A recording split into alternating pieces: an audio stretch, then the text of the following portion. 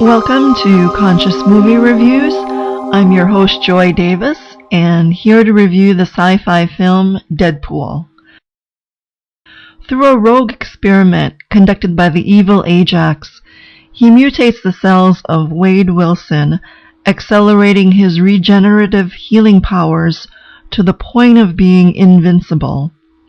By taking on the alias name of Deadpool, he gets to live out his new alter ego self, a vigilante warrior with a twisted sense of humor. Comic book superheroes tend to push the boundaries of space, time, energy, and power to be harnessed. Many are tortured by their complex feelings. A precursor to the superhero culture of today are the ancient mythologies about gods and demigods from around the world. One of the original superheroes that closely resembles Deadpool is Kali, the Hindu goddess of destruction. Like him, she's a fierce warrior with the intent of destroying only to recreate. This doesn't make her bad because her bloody deeds of severing bodies done out of wrath are only for the protection of the innocent. Both the goddess Kali and Deadpool blur the lines of good and evil. Originally called Merc the Mouth, Deadpool has no filters when it comes to his acidic tongue. He seems to use his biting sarcasm two ways: to psychologically cut down the enemy, and as a stress reliever to focus his violent actions and intent. On the positive end, being sarcastic is a sign of higher intelligence because it requires abstract thinking to see the irony of life. But on the negative end, Deadpool's use of sarcasm to gain laser-sharp focus can actually create internal stress. Based on the observations of neurofeedback researcher Les Femi, Western culture is addicted to narrow focus, putting our nervous system on long-term high alert and survival mode, accumulating tension in the body over time. This is when we focus on a few important things as the foreground and diminish all other stimuli, making everything else the background.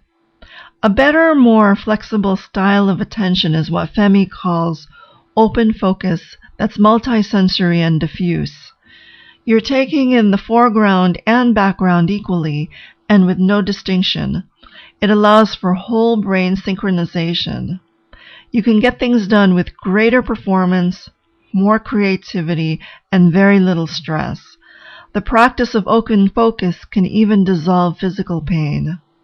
Deadpool made it his mission to get back at Ajax for ruining his pretty face and attempting to kill him.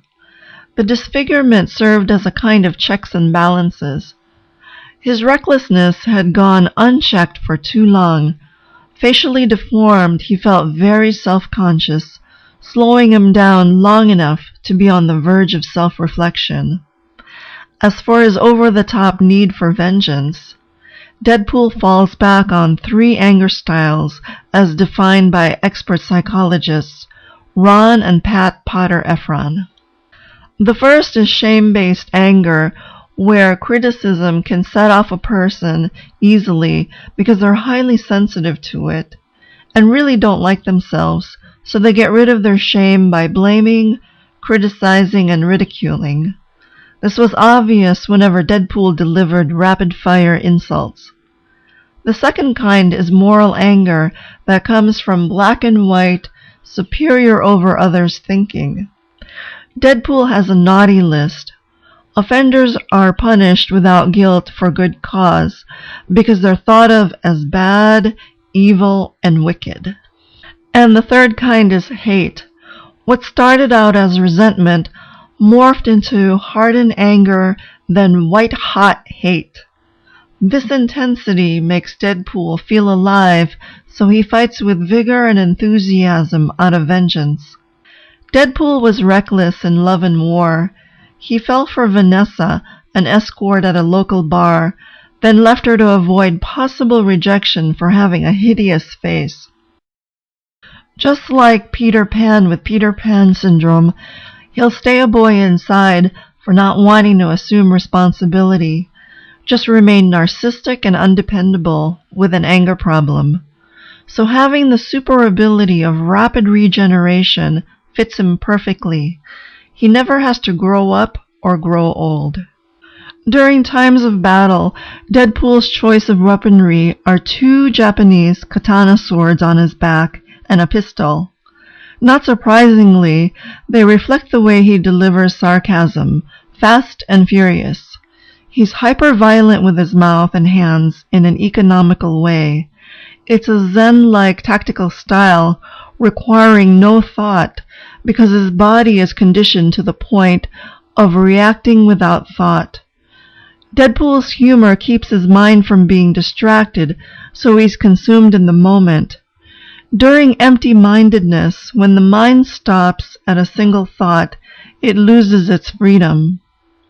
And like a Ronin samurai warrior with no master, Deadpool doesn't serve anyone. He wants to live on his own terms and not have to think about the team, which is why he'd rather cut off his arm than join the X-Men.